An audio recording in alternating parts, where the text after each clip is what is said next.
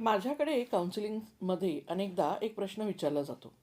Madam, मी सगळ्यांसाठी इतकं करते, सगळ्यांचा विचार करते, पण जेव्हा मला गरज असते तेव्हा माझ्यासाठी कुणीच का नसतं? अनेकदा अशा व्यक्तींना आणखी एक अडचण असते. त्यांना कोणालाही नाही म्हणता येत नाही. समोरच्याला वाईट वाटेल, तो नाराज होईल किंवा लोक आपल्याबद्दल काय विचार करतील या भीतीने त्या प्रत्येक वेळी हो म्हणतात.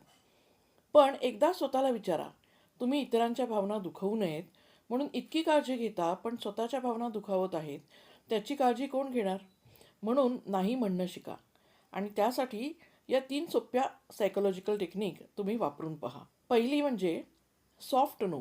मला मदत करायला आवडलं असतं, पण सध्या मला हे शक्य नाही, असं म्हणून बघा. दुसरी टेक्निक आहे डिले टेक्निक. लगेच हो म्हणण्याऐवजी म्हणा की मी विचार करून तुम्हाला सांगते. आणि तिसरी आहे ब्रोकन रेकॉर्ड टेक्निक.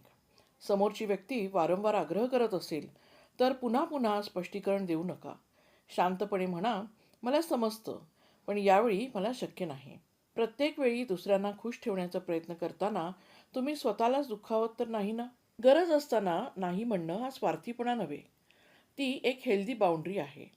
कारण प्रत्येक वेळी हो म्हणणं नातं टिकवत नाही आणि योग्य वेळी नाही म्हणणं नातं तोडत नाही.